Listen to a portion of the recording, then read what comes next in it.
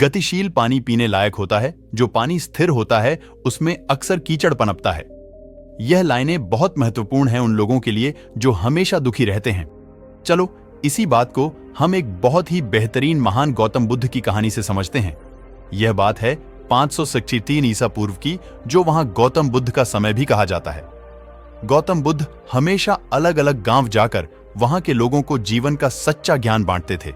ऐसे ही किसी गांव में गौतम बुद्ध धर्म सभा लगाकर वहां के लोगों का अज्ञान दूर कर रहे थे। उसी गांव में बहुत निर्धन और दुखी आदमी रहता था, जो इस सभा के बाहर खड़ा होकर बड़े ध्यान से देखता रहता था।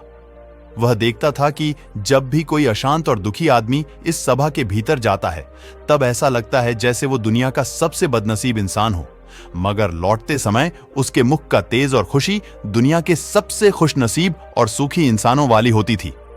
यह सब देखकर वह निर्धन और दुखी आदमी बहुत आश्चर्यचकित होता था और उसके मन में यही ख्याल चलता रहता कि एक बार वह खुद भी अंदर जाकर देखेगा।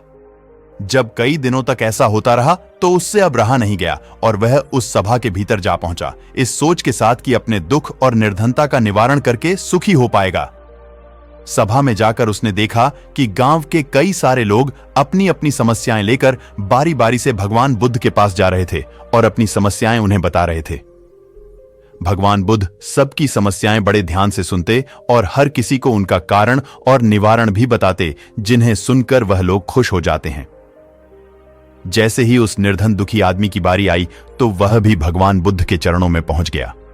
उसने अपनी गरीबी और निर्धनता का कारण पूछते हुए भगवान बुद्ध से कहा कि मेरे इस गांव में सभी लोग अमीर हैं, सबके पास बहुत धन है, जिससे वह सुखी भी है।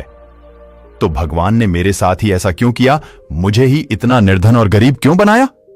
गौतम बुद्ध ने उस व्यक्ति की तरफ देखा और मुस्कुराते हुए कहा, तुमने अपने जीवन में कभी भी किसी को कुछ भी नहीं दिया, इसीलिए तुमने निर्धन और गरीब हो। यह सुनकर उस गरीब को और भी ज्यादा आश्चर्य हुआ। उसने कहा, गुरुजी, आप ये क्या कह रहे हैं? भला मैं किसी को क्या दे सकता हूं? मेरा खुद का गुजारा मांग मांग के चलता है। उस व्यक्ति की ऐसी बात और विचार सुनकर गौतम बुद्ध ने उससे कहा, तुम सिर्फ निर्धन ही नहीं बल्कि बड़े अज्ञानी भी हो। भगवान ने तुम्हें क्या कुछ नहीं दिया है, मुस्कान दी है जिससे तुम दूसरों की जीवन में आशा की किरणें जगा सकते हो, वाणी दी है जिससे तुम मीठे बोल बोलकर लोगों का दुख दर्द और खुशियां बांट सकते हो, और दो मजबूत हाथ दिए हैं जिससे तुम लोगों की सहायता कर सकते हो। अब तुम ही बताओ, जब तुम्हारे पास इतना कुछ है तो तुम निर्धन कैसे हुए? गरीबी और निर्धनता यह तुम्हारे मन का सिर्फ एक भ्रम है। इसे तुम जितनी जल्दी दूर करोगे उतनी ही जल्दी तुम सुखी और संतुष्ट सकोगे। वह व्यक्ति अब गौतम बुद्ध से ज्ञान प्राप्त करके अपनी दुख और दरिद्रता का कारण समझ चुका था। अब उसकी सोच बदल चुकी थी, तो उसके चेहरे पर भी वही चमक और सुख दिखने लगा जो वह सभा से बाहर जाते लोगों के चेहरे पर देखा करता था। दोस्तों, शुरू की 2 लाइनों का अर्थ शायद आपको समझ में आया होगा। गतिशील पानी यानी वक्त के साथ बदलते सकारात्मक विचार, और स्थिर पानी यानी